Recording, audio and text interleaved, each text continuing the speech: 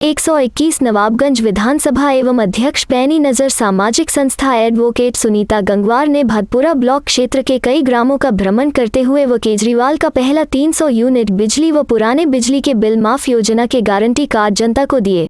नवाबगंज आप प्रत्याशी सुनीता गंगवार ने जनता से अपील की अधिक से अधिक लोग जन कल्याण के लिए काम करने वाली आम आदमी पार्टी को वोट और सपोर्ट करें। वर्तमान सरकार से जनता बुरी तरह से त्रस्त है।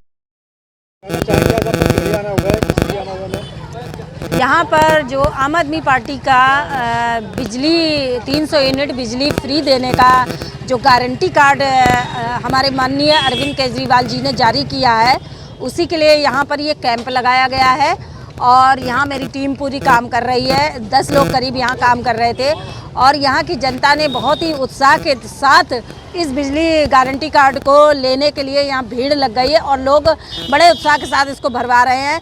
इससे ये पता चल रहा है कि पूरे यहाँ की जनता जो है इस योजना का लाभ चाहती है और वो चाहती है कि अब सरकार का परिवर्तन हो जाना चाहिए, इस सरकार की विदाई हो जानी चाहिए और नई सरकार जो है वो अरविंद केजरीवाल यानी आम आदमी पार्टी की बननी चाहिए। लोग कह रहे हैं कि ये पहले नेता हैं जो एक लिखित गारंटी जनता को दे रहे हैं। आज तक किसी ने भी लिखित गारंटी जनता को नहीं दी है, क्योंकि दिल्ली से कोई ना कोई वास्ता रखता है, परिवार का कोई ना कोई व्यक्ति दिल्ली से वास्ता रखता है। लोगों को जानकारी है कि दिल्ली में कैसी सरकार चल रही है, तो लोग चाह रहे हैं कि अब यहाँ पर भी यूपी में यही सरकार आनी चाहिए, आम आदमी पार्टी की सरकार आनी चाहिए। तो यहाँ आज काफ़ी मात्रा में फॉर्म भरे गए हैं और ये अभियान बराबर चलता रहेगा। मेरी टीम काम करती रहेगी और पूरे नवाबगंज क्षेत्र में से मैं प्रत्याशी हूँ और मैं घर घर तक ये गारंटी कार्ड पहुँचाऊँगी। मैम, जानना चाहेंगे अगर आपकी सरकार बनती है उत्तर प्रदेश के अंदर तो बिजली के अलावा और भी सुविधाएं हैं आपकी पार्टी की तरफ से? और भी जो वादे हैं माननीय अरविंद केजरीवाल जी के वादे हैं वो जारी होंगे। अभी ये पहला वादा उनका जारी हुआ है, आगे भी बहुत सारी योजनाएं लोगों को मिलेंगी जो आज तक सरकार द्वारा उनको नहीं मिली है। आज तक जनता को ये पता ही नहीं है कि हमारे एक वोट से हमें क्या मिलना चाहिए था। अब वो देखेंगे कि उनका एक वोट उन्हें 5 साल के लिए क्या प्रदान करेगा। उत्तर प्रदेश में सरकार चल रही है, इसके लिए आप क्या कहेंगे? प्रदेश सरकार के लिए, इस प्रदेश सरकार के लिए तो बेहतर होगा आप जनता से पूछें कि जनता इस प्रदेश सरकार से कितनी खुश है।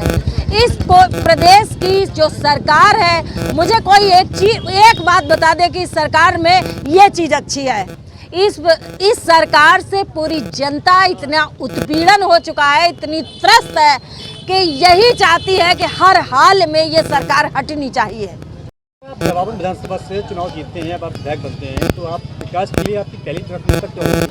देखिए, मैं 6 साल से इस क्षेत्र में पब्लिक की आवाज़ बनकर उठी हूँ और पब्लिक की मैंने समस्याओं की आवाज़ उठाई है, उनके समाधान के लिए शासन से प्रशासन से लड़ाई लड़ी है।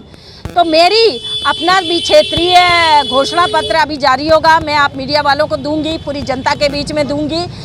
सबसे पहले जो टूटी सड़कें, टूटी पुलियां हैं, इनका निर्माण किया जाएगा। एक एक नवाबगंज क्षेत्र की, गांव की एक एक गली को सही किया जाएगा, जिसकी वजह से आवागमन अवरुद्ध होता है, लोगों को टाइम ज़्यादा लगता है, उससे विकास भी रुकता है, बहुत क्षेत्र पे पिछड़ जाता है। मैं ये भदपुरा ब्लॉक की मैं बात करूंगी। अगर इस भदपुरा ब्लॉक में आप घूम कर देखें, प्रत्येक गांव की स्थिति को देखें, तो आप देखेंगे ये बिल्कुल आदिवासियों जैसा क्षेत्र है। यहाँ पर बिल्कुल भी लगता है जनप्रतिनिधियों ने वोट लेने के अलावा कभी घूमकर पीछे मुड़कर नहीं देखा। इस क्षेत्र में बहुत ही बुरी स्थिति है यहाँ पर। मैम, आपका ये पहला चुनाव है और आप इस चुनाव के किस लेवल से देखते हैं मैम, और आपकी तैयारी किस चल रही है, जानना चाहेंगे?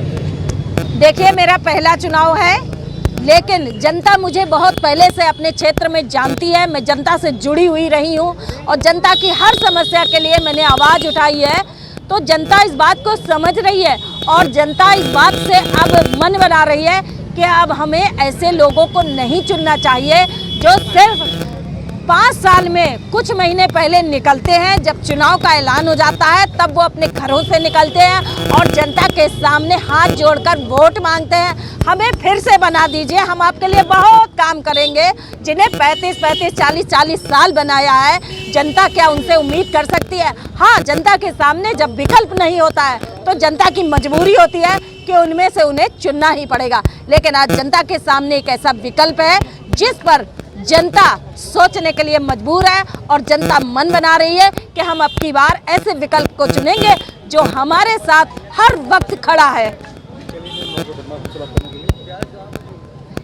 जिसमें भी किसानों के साथ जो अभी चल रहा है, धान का मूल्य या धान की फसल की जो बर्बादी हुई है, इसके लिए हम आप क्या कहें? देखिए, इस प्रदेश में जो धान की जिस तरह से फसल बर्बाद हुई है, आप प्राकृतिक आपदा, पानी की बरसात हुई, इतनी ज़्यादा बरसात हुई, बल्कि 1 ही 2 दिन की बरसात हुई, उसी में धान की फसल इनकी किसानों की बर्बाद हो गई। लेकिन देखिए, ये आपदाएं आती हैं, सरकार इसी के लिए टैक्स लेती है, जनता से मोटा टैक्स लिया जाता है कि अगर आपदाएं आए तो उसमें सरकार की जिम्मेदारी होती है कि बर्बाद हुई फसलों के लिए किसानों को उनका बीमा दिया जाना चाहिए, उनके लिए हर्जाना दिया जाना चाहिए, जिससे कि वो अपनी अगली फसल बो सकें। लेकिन इस सरकार ने किसी को भी कोई हर्जाना नहीं दिया है। किसान रो रहे हैं, इतने परेशान हैं कि वो अपनी व्यथा भी किसी से कह नहीं सकते हैं, क्योंकि अगर आप जाइए पब्लिक के बीच में, आप उनका व्यू लीजिए तो कहते हैं कहने से कौन सुनने वाला है, और अगर हम मुंह खोलेंगे तो हमारे ही ऊपर उल्टे मुकदमे लिख दिए जाएंगे। मतलब ये सरकार का आलम है, ये जनता की स्थिति है। तो आप इस सरकार से कैसे क्या उम्मीद कर सकते हैं? किसान तो पूरी तरह से बर्बाद हो चुका है। मैम, उत्तर प्रदेश के अंदर अभी आवारा पशुओं का एक मामला बहुत चल रहा है, क्योंकि किसानों की फसल भी बर्बाद हो रही है, कई जाने भी जा चुकी है और नवाबगंज में भी कई लोगों की जाने जा चुकी हैं। आवारा पशु के अंदर आवारा गोवंशीय पशुओं को सरकार ने इस तरह छोड़ रखा है कि जाओ और किसानों को बर्बाद करो। देखिए, पशुओं की गलती नहीं होती है, क्योंकि पशु तो पशु है, उसमें इतनी बुद्धि नहीं होती है, लेकिन इंसान में बुद्धि होती है। और इस सरकार को सोचना चाहिए था कि ये पशु तो हम छुड़वा रहे हैं, प्रतिबंधित कर रहे हैं, किंतु इसके दूरगामी परिणाम क्या हो सकते हैं ये सरकार ने सोचा है। अब ये पशु इतनी तादाद में हो चुके हैं कि किसान के जो 4 महीने अपनी फसल मेहनत से तैयार करता है, अपनी लागत लगाता है, अपनी मेहनत की पूंजी लगाता है, उसके बाद ये पशु घुसकर 4 दिन में उसके खेत को साफ कर देते हैं। तो उसके बाद ये बताए सरकार कि किसान को क्या करना चाहिए, आत्महत्या कर लेनी चाहिए या कटोरा लेकर भीख मांगना चाहिए।